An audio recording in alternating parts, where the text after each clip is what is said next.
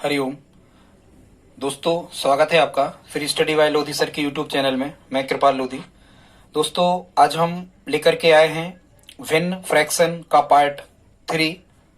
इसके पहले हम फ्रैक्शन के 2 वीडियो अपलोड कर चुके हैं। बेसिक मैथ्स हमने एक सीरीज बेसिक मैथ्स की प्रारंभ की है, जिसका ये पार्ट 3 है। दोस्तों, यदि आप हमारे चैनल पर पहली बार विजिट कर रहे हैं तो प्लीज हमारे चैनल को सब्सक्राइब कर लें, साथ में बेल आइकन पर भी क्लिक कर दें ताकि सबसे पहले नोटिफिकेशन आपको मिलता रहे। तो स्टूडेंट्स, आइए देखते हैं। स्टूडेंट्स, आप किसी भी प्रकार के कॉम्पिटिटिव एग्जाम की तैयारी कर रहे हो, चाहे वो स्टेट लेवल का हो चाहे सेंट्रल लेवल का हो, यहाँ भिन्न से निश्चित रूप से प्रश्न आना ही होते हैं।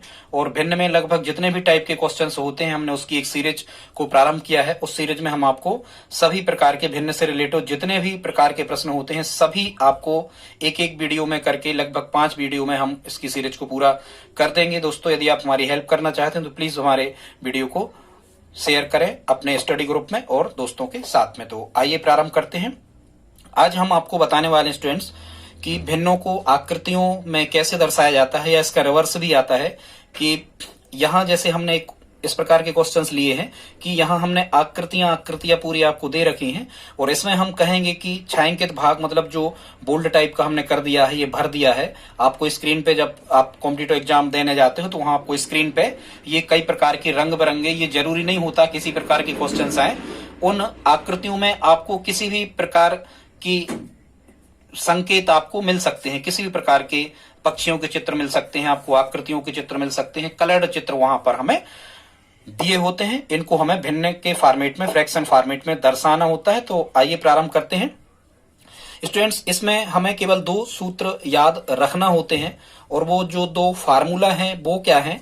यदि आपसे कहा जाए स्टूडेंट्स, छायांकित भाग की आपसे चर्चा की जाए, छायांकित भाग मतलब जो ये भरा हुआ है इसको हम छायांकित भाग कहते हैं, या रंगीन भाग, कुछ भी यहां लिखा आ सकता है, ठीक है, या रेखांकित भाग, कुछ भी ऐसे करके वो यहां पर लिख देते हैं। तो यदि स्टूडेंट्स हमें छायांकित भाग को भिन्न के फॉर्मेट में दर्शाना है तो यहां इसका फार्मूला होता है कुल छायांकित भागों की संख्या, ठीक है, और बटे कुल भाग मतलब कुल हिस्से जितने भी उस डायग्राम में हमें दिख रहे हैं। और स्टूडेंट्स, यदि हमें खाली भाग भिन्न के फॉर्मेट में निकालना है कि खाली भाग को भिन्न के रूप में दर्शाएंगे तो किस रूप में हम उसको लिख सकेंगे, तो खाली भाग जो होता है ये होता है कुल खाली हिस्से या खाली भागों की संख्या बटे कुल हिस्से। मतलब कुल जितने भी उसके खंड किए गए हैं, जितने भी हिस्सा उस डायग्राम के किए गए हैं, वो हमेशा ही नीचे रहते हैं। और यदि छायांकित निकालना है तो छायांकित ऊपर, और खाली भाग निकालना है तो खाली ऊपर। ये स्टूडेंट्स इसका लॉजिक है, या हम कहें कि इसका ये फार्मूला है। अब इस फार्मूला की सहायता से हम बड़ी आसानी से इस प्रकार के प्रश्नों को हल कर पा रहे होंगे। तो आइए अब हम देख लेते हैं कि इन प्रश्नों को हमें कैसे हल करना है। जैसे क्वेश्चन फर्स्ट है, इसमें इस प्रकार का डायग्राम बना है कि हम देख पा रहे हैं कि ये एक आयत बना है, और स्टूडेंट्स इसके जो हैं ये 2 हिस्से टोटल हैं। तो 2 हिस्से यदि स्टूडेंट इसके टोटल हैं, और यदि वो इसमें से हमसे कह रहे हैं, यदि हमसे पूछ रहे हैं कि छायांकित भाग को भिन्न के रूप में यदि दर्शाते हैं तो छायांकित भाग को भिन्न के फॉर्मेट में, फ्रैक्शन फॉर्मेट में कैसा लिखा जाएगा। तो देखो, छायांकित कितना है 1, तो 1 हमने यहां लिख दिया, और कुल कितने थे तो ये हमें टोटल गिन लेना है। इस चित्र में हमें 2 हिस्से दिख रहे हैं, 1 और 1 2, तो यहां बटे में हम 2 लिख देंगे स्टूडेंट्स। तो ये निकल आया हमारा कौन सा, छायांकित भाग। स्टूडेंट्स, यदि हम इसमें खाली भाग निकाल रहे होते, यदि एग्जामिनर ने हमसे पूछा होता कि जो रिक्त भाग है या खाली हिस्सा है या जो छायांकित नहीं है उसको फ्रैक्शन फॉर्मेट में कितना लिखेंगे, तो देखो कुल तो हमें 2 दिख रहे हैं, तो कुल तो 2 नीचे आना ही है, बाकी 1 भाग खाली है तो ऊपर हम 1 यहां पर लिख सकते हैं। ठीक है स्टूडेंट्स, आई होप आप समझ गए होंगे। अब हम देखते हैं ये दूसरा क्वेश्चन। इसमें स्टूडेंट्स यदि हम खाली हिस्से को निकाल रहे होंगे, यदि खाली भाग को हम फ्रैक्शन फॉर्मेट में लिख रहे होंगे, मतलब हम भिन्न के रूप में लिख रहे होंगे, तो सबसे पहले तो हम ये देखेंगे कुल कितने हिस्से हैं। तो हम देख पा रहे हैं इस डायग्राम में 3 हिस्से हैं इस चित्र में, 1 2 3, 3 हिस्सों में बांटा गया है ये आयत। तो खाली भाग की जगह हम लिखेंगे 3, और खाली है कितने, 1 है जो अछायांकित है या छायांकित नहीं है, तो यहां हम लिख देंगे स्टूडेंट्स 1। ठीक है। अब यदि उनने ये पूछा होता कि छायांकित या भरा हुआ हिस्सा कितना है या रंगीन भाग कितना है, तो स्टूडेंट जब हम इसका छायांकित भाग निकाल रहे होंगे तो कुल तो 3 हिस्से हैं, तो 1 2 3 तो हम यहां लिखेंगे, बाकी छायांकित कितने स्टूडेंट्स, 2 छायांकित हैं। मतलब खाली भाग को 1/3 और छायांकित भाग को 2/3 हम भिन्न के फॉर्मेट में स्टूडेंट्स इसको लिख सकते हैं। ठीक है स्टूडेंट्स। और यदि इसका परसेंटेज, कभी कभी एग्जामिनर यहां से परसेंटेज पूछ लेता है, तो जैसा कि आप जानते हो कि यदि हमें छायांकित भाग का परसेंटेज यदि पूछा है तो भिन्न से परसेंटेज बनाने के लिए हम इसमें कितने का गुणा करते हैं, 100 का। यदि परसेंटेज के फॉर्मेट में पूछ रहे होते तो ये आ जाता है स्टूडेंट्स कितना, 200/3%। ठीक है, 66 से 1/3% ये निकल के आता है। अब देख लेना, या खाली भाग को परसेंटेज के रूप में लिख रहे होते तो हम यहां कर देते 100 का गुणा, तो ये बनता कितना 100/3। और यदि 100/3 को हम परसेंटेज में बदलते हैं तो 33 सही 1/3% निकल के आता है। मतलब समझ पा रहे हैं आप? यदि परसेंटेज फॉर्मेट में पूछ रहे हैं तो पहले आप उसको फ्रैक्शन मतलब भिन्न में बदलें, और बदलने के बाद में 100 का गुणा कर दें तो प्रतिशत के रूप में खाली और भरे हिस्से हम निकाल सकते हैं। और यदि केवल वो छायांकित या खाली हिस्से पूछ रहे हैं तो हमने आपको बता ही दिया कि छायांकित पूछ रहे हैं तो छायांकित ऊपर कुल नीचे। आप समझ पा रहे होंगे स्टूडेंट्स। अगला क्वेश्चन देखते हैं हम, इसमें तीसरा है।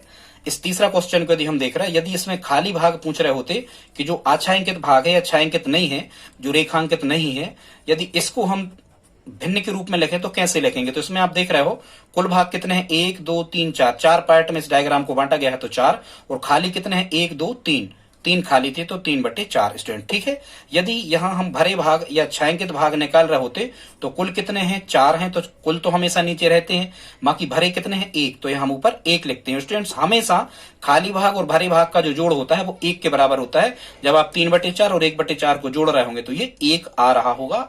आप से यदि भिन्न का जोड़ बनता है तो आप देख सकते हैं। ठीक है स्टूडेंट, अब हम देख लेते हैं। हाँ, अब यदि इसी को परसेंटेज फॉर्मेट में पूछ रहे होते कि कितने प्रतिशत भाग इसका खाली है, तो 3/4 भाग खाली था।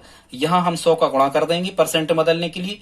4 से 100 कट गए कितने बार 25 बार, और 25 3 कितने हो गए स्टूडेंट्स 75% भाग इसका कैसा है खाली है। यदि भरा हुआ पूछ रहे होते तो भरा कितना था हमारा 1/4, 1/4 में हम 100 का गुणा करते तो 4 से 100 कितने बार कट रहे होते 25 बार कट रहे होते, तो 25 एकम 25 मतलब 25% भाग कैसा है भरा है। और आप देखो जब यहां से आप 75% और 25% को जोड़ रहे होगे तो 100% मतलब टोटल 1 ये बन गया। आई होप आप समझ पा रहे होंगे। अब स्टूडेंट्स इसी प्रकार से प्रश्न क्रमांक 4 है, इसमें हम देख लेते हैं। यदि वो अछायांकित या जो छायांकित नहीं है, कुछ भी यहां पर लिखा आ सकता है, जो छायांकित नहीं है, यदि इसका हिस्सा वो हमसे पूछ रहे हैं तो कुल भाग 1 2 3 4 5 6 यहां लिखेंगे, और छायांकित नहीं है 1 तो यहां पर 1 लिख देंगे। ठीक है स्टूडेंट, मतलब 1/6 आंसर आ गया। यदि इस क्वेश्चन में वो हमसे छायांकित भाग पूछ रहे होते कि इसका छायांकित भाग को भिन्न के फॉर्मेट में कैसा लिखेंगे, तो कुल पार्ट्स इसके 6 हैं तो 6 नीचे लिखेंगे, और 1 2 3 4 5 छायांकित है तो यहां लिख देंगे हम 5। ठीक है स्टूडेंट्स, इसी प्रकार से इस क्वेश्चन को देख लेते हैं। ये कौन सा है 6वां क्वेश्चन है। इसको हम कैसे कर रहे होंगे, सबसे पहले हमें बहुत तीक्ष्ण नजरों से ये देखना होता है कि कोई भी डायग्राम के कितने पार्ट हैं। तो इसमें 1 2 3 और 4 पार्ट हमें दिख रहे हैं। तो यदि हम इसका खाली हिस्सा भी निकाल रहे होते जो छायांकित नहीं है, तो खाली हिस्सा निकाल रहे होते तो 4 तो नीचे रहते, अब खाली कितने हैं 1। ठीक है, यदि हम इसके भरे भाग या छायांकित भाग या बोल्ड किया हुआ या रंगीन कलर्ड भाग को हम निकाल रहे होते तो कुल तो नीचे है, बाकी 1 2 3 हिस्से इसके कलर्ड हैं तो 3/4। परसेंटेज में कैसे बदलते हमने आपको बता दिया है। ठीक है स्टूडेंट, 6वां क्वेश्चन को देख लेते हैं। इसमें भी देखो आप कुल कितने हैं 1 2 3 4 5 6 नीचे आएंगे। फिर हम देखते हैं कि खाली निकाल रहे हैं तो खाली कितने हैं 2, तो 2/6। लेकिन कोई भी कभी भी कोई भी फ्रैक्शन हमेशा अपने मानक रूप में, लघुत्तम रूप, संक्षिप्त रूप या स्टैंडर्ड फॉर्मेट में लिखा जाता है। तो 2 एकम 2 2 3 6, यदि ये कैंसिल आउट हो रहा है तो हम कर लेते हैं। तो खाली कितना आ गया स्टूडेंट्स 1/3। यदि हम इसका छायांकित भाग निकाल रहे होते तो छायांकित कुल कितने हैं, कुल तो 6 रहेंगे, छायांकित कितने 1 2 3 4, तो 4/6। 2 से कैंसिल आउट करो, 2 दूनी 4 2 3 6, मतलब 2/3 इसका कैसा निकलता है ये छायांकित भाग। शायद आप समझ पा रहे होंगे स्टूडेंट्स। इसी प्रकार से क्वेश्चन 7वां है, इसको हम देख लेते हैं।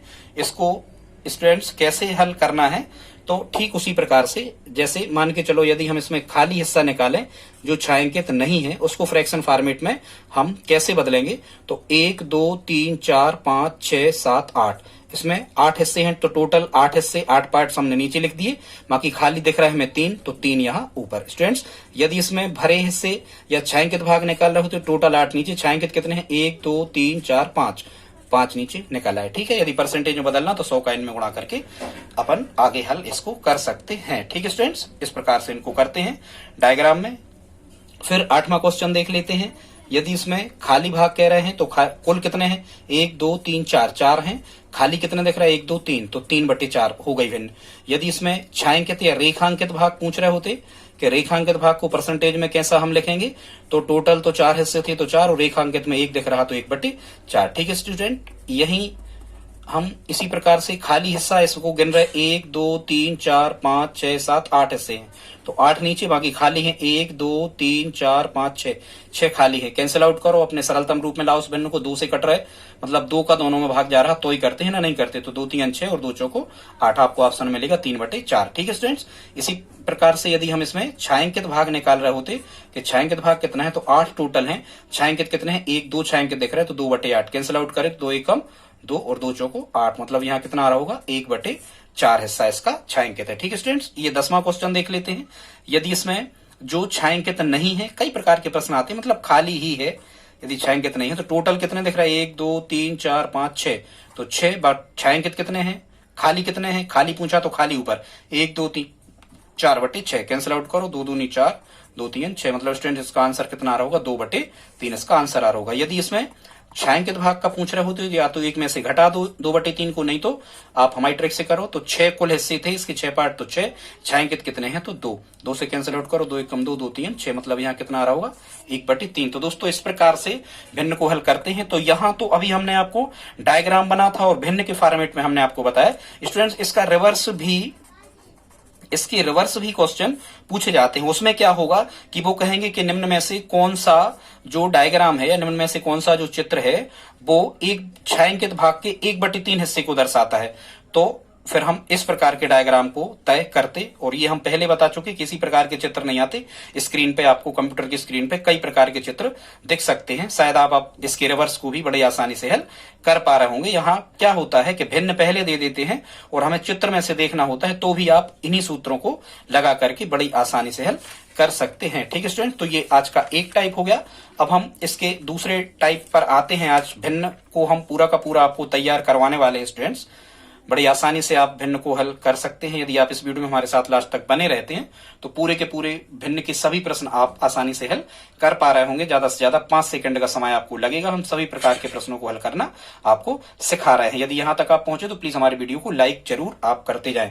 अब हम देखते हैं स्टूडेंट्स, इस प्रकार के प्रश्न भी पूछे जाते हैं। इसमें क्या कह रहे हैं, अब हम आपको बता रहे हैं भिन्न को प्रतिशत और प्रतिशत को भिन्न में बदलना। जैसे मान के चलो उन्होंने हमसे क्वेश्चन कर दिया कि 1/5 को प्रतिशत में बदलो। स्टूडेंट्स ध्यान रखना दोस्तों, कभी भी किसी भी, चाहे वो भिन्न फॉर्मेट में लिखे हो चाहे डेसिमल या दशमलव फॉर्मेट में लिखे हो, यदि हमें किसी भी संख्या को प्रतिशत में बदलना है तो हमें उसमें दी गई संख्या में हमेशा, ये नियम है, दी गई संख्या में हमेशा 100 से गुणा करना होता है। आप नोट लगा के लिख लो।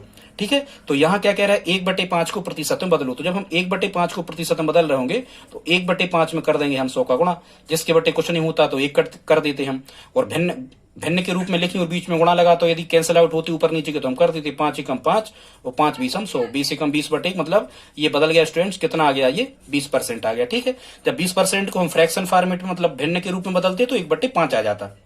अभी बताएंगे 3/4 को प्रतिशत में बदलना है तो 3/4 में कितने का गुणा करेंगे हम, 100 का गुणा करेंगे। 4 एकम 4, 4 25 हम 100, 25 का 3 में गुणा किया, मतलब ये कितने लिखे थे 75%। ठीक है, इस भिन्न को हमने परसेंट में बदल दिया।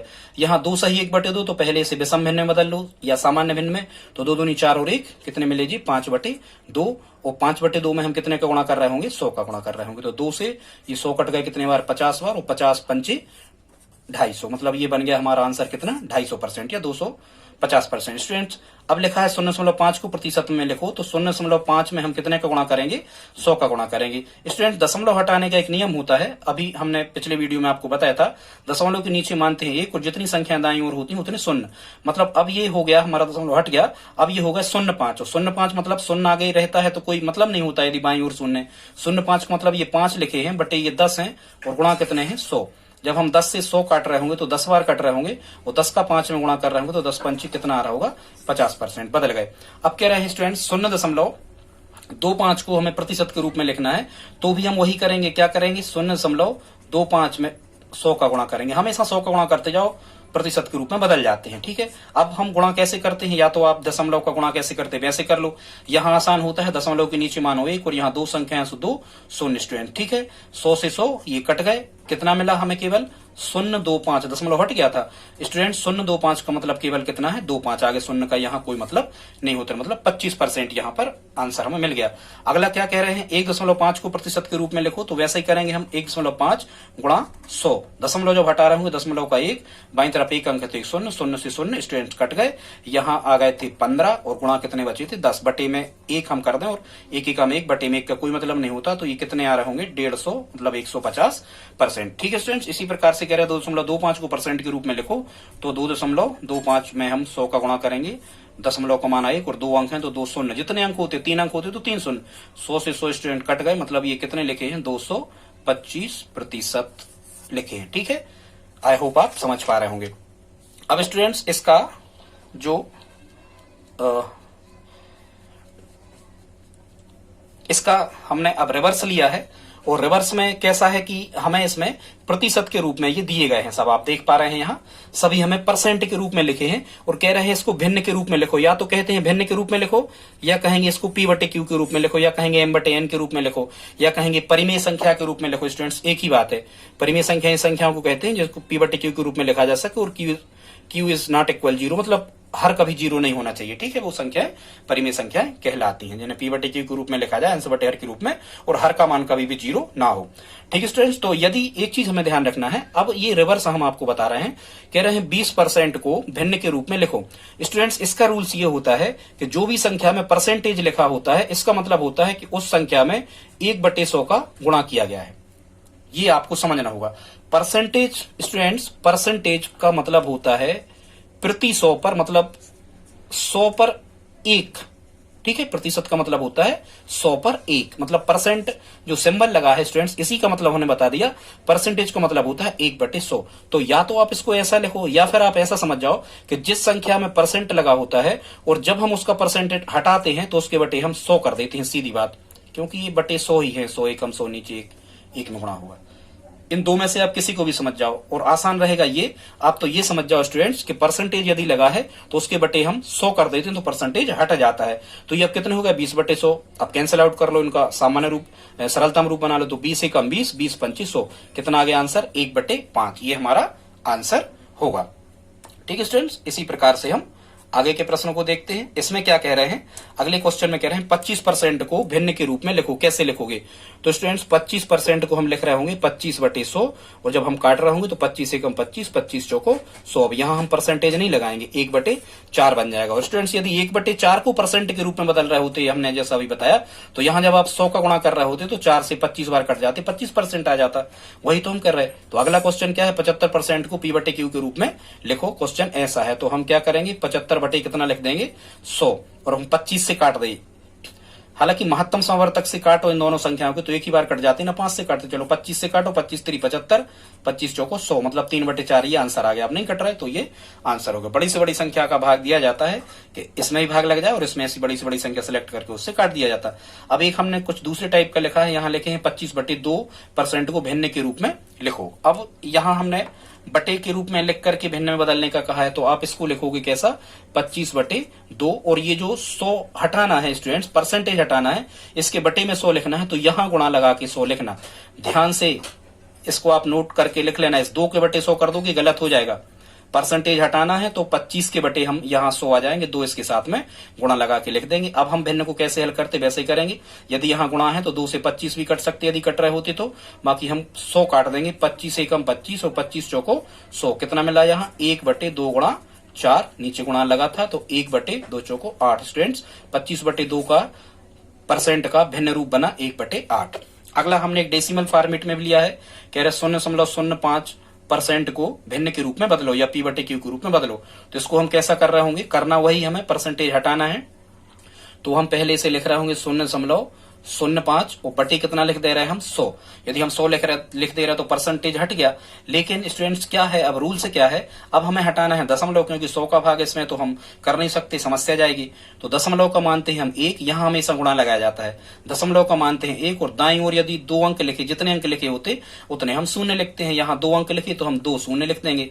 स्टूडेंट्स अब ये दशमलव हट गया और आगे के 0 का कोई मतलब नहीं, ये मिल गए हमें 5 बटे यहाँ मिल गए कितने स्टूडेंट्स, यहाँ मिल गए 100 का 100 में जब हम गुणा कर रहे होंगे तो यहाँ आ रहा होगा 10,000, 4 शून्य आ जाएंगे, 1 एकम 1, इस फॉर्मेट में इसलिए बदल दो, काटना इसलिए नहीं क्योंकि इस फॉर्मेट में भाग करना आसान होता है। और स्टूडेंट्स एक आध बार हम सिंप्लीफिकेशन में आपको बता देंगे कि ये भाग डायरेक्ट हम कैसे करते हैं। यदि नीचे संख्या बड़ी होती है और ऊपर संख्या छोटी होती है और नीचे यदि शून्य शून्य आ रहे होते हैं तो इनका भाग करना बड़ा आसान होता है। इसके भाग को हल हम कैसे करते हैं, आप ये देखो कितने जीरो हैं, 1 2 3 4। या फिर ऐसा करो कि जब आप इस संख्या का इसमें भाग करोगे, मतलब इस 5 में हमें भाग करना है कितने से, 10,000 से। स्टूडेंट्स तो पहली बार तो भाग जाएगा नहीं क्योंकि ये छोटी है, हमेशा ऊपर की संख्या को ही कोष्टकों में के बीच में फंसा के लिखते हैं। तो इसमें जब भाग नहीं जाएगा तो हम लिखते हैं भाग नास्ति शून्य, और यहां लगाते हैं हम क्या, दशमलव। और जितने भी शून्य है 1 2 3 4, तो हम यहाँ 4 प्लेस ड्रा कर लेते हैं। स्टूडेंट्स हमेशा ध्यान रखना, जितने जैसे 4 शून्य है तो हम 4 प्लेस ड्रा करेंगे, 5 शून्य होते तो 5, 2 होते तो 2। और ये जो 5 लास्ट की संख्या होती है वो लास्ट से लिखना चालू करते हैं, 5 लास्ट में लिखेंगे और आगे सब जगह हम क्या लिख देंगे स्टूडेंट्स, शून्य शून्य। तो ये तो बदल गए मतलब डेसिमल फॉर्मेट में, लेकिन उनने क्या कहा था कि P/Q के रूप में बदलना। तो एक आंसर तो ये भी सही है, यदि हमें ऑप्शन में ये लिखा है तो सही है। नहीं तो हम इसको और कैसा कर सकते थे स्टूडेंट्स, इसको हम और कैसा कर सकते थे, 5 एकम 5 और 5 बीसम 100। ये मतलब 5 से ये 100 कितने बार कट जाते, 20 बार, और 2 शून्य और रखे थे तो 2 शून्य और हम रख देते स्टूडेंट्स। तो यहाँ ये आ जाता अपना कितना, 1/2000। तो ये 1/2000 भी इसका आंसर सही था यदि भिन्न फॉर्मेट में पूछ रहे हो। और यदि इसको डेसिमल में बदल रहे हो तो 0.0005 ये भी सही था। स्टूडेंट्स अगले टाइप के क्वेश्चंस को हम देख लेते हैं जिसमें पूछा गया है, इसी टाइप के हैं, प्रतिशत से दशमलव में बदलना। हाँ, जैसा हमने ये आपको करके बताया था ऊपर का, ठीक है, प्रतिशत के रूप में लिखे और दशमलव में बदलना है। तो सबसे पहले तो हम प्रतिशत हटाएंगे। प्रतिशत कैसे हटेगा, 35 ज्यों के त्यों लिखो, और प्रतिशत मतलब क्या होता है, बटे में 100। अब हम इसको जब दशमलव बदल रहे होंगे स्टूडेंट्स, तो आप चाहो तो डायरेक्ट भी बदल सकते या काट के बदल दो, 5 से काट लो। नहीं काटना तो ये बदलना ज्यादा आसान होता है। यहाँ ये छोटी संख्या है, जब 100 से हम मतलब इस टाइप से जब हम 35 में भाग कर रहे होंगे कितने से, 100 से, तो ये छोटी संख्या भाग नास्ति शून्य, फिर हम दशमलव लगाएंगे, यहाँ एक शून्य बढ़ाएंगे, इस टाइप से हम करते जाते। तो इसकी विधि हमने क्या बताई कि आप पहले तो शून्य दशमलव लगा दो। अब यहाँ कितने शून्य है, 2 शून्य है, तो 2 प्लेस ड्रा कर लो ऐसे, और लास्ट से लिखना चालू करो। यहाँ 5 के 5 लिख दो, ये 3 के 3 लिख दो। बदल गया स्टूडेंट्स, ये आंसर आ गया हमारा 0.35। कितना आ गया, 0.35, बदल गया दशमलव फॉर्मेट में। इसी प्रकार से एक क्वेश्चन और हमने इसमें लिया है, कह रहे हैं 15/2 प्रतिशत को दशमलव में बदलो। तो स्टूडेंट्स इसको हम कैसे कर रहे होंगे, 15/2 को जब हम दशमलव के फॉर्मेट में बदल रहे होंगे तो पहले तो हम लिखेंगे इसे 15/2 और गुणा लिख देंगे 100। ये 100 कौन से है, प्रतिशत के हटाने के, और ऐसे मैनेज करते हैं इनको 2 गुणा लगा के।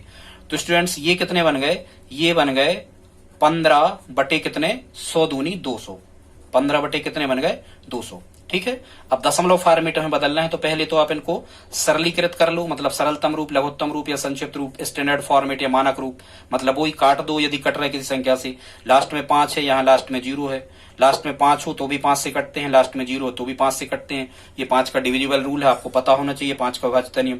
तो 5 से जब हम 15 काट रहे होंगे स्टूडेंट्स, तो 5 से 15 3 बार कट रहे होंगे, और जब 5 से हम 200 काट रहे होंगे तो ये कट रहे होंगे 40 बार। मतलब हमें भिन्न के रूप में कितना मिला, 3/40। अब 3/40, लेकिन अभी ये डेसिमल में नहीं बदली, इसका मतलब इस 3 में हम 40 से क्या कर रहे होंगे, भाग कर रहे होंगे।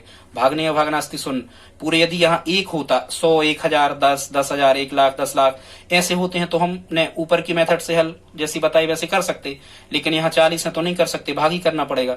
तो 40 भागने या भागना अस्ति शून्य, फिर यहाँ हम लगाएंगे दशमलव। जब स्टूडेंट्स यहाँ दशमलव आ जाता है तो यहाँ आता है शून्य। अब 40 का दूनिया पढ़ो, 30 से ज्यादा हो तो 30, फिर 40 से छोटी संख्या तो फिर एक बार शून्य, फिर यहाँ एक शून्य हम और रख देंगे। अब हो गए 300, 40 का दूनिया पढ़ो 300 से ज्यादा ना हो तो 40 का हम दूनिया बना लेते, 40 में 7 का गुणा करो, 7 शून्य 0, 7 चौको 28, 280 मतलब। और यदि आप 8 करोगे तो 320 हो जाएंगे ज्यादा, तो हम यहाँ करेंगे 40 सत्ते 280।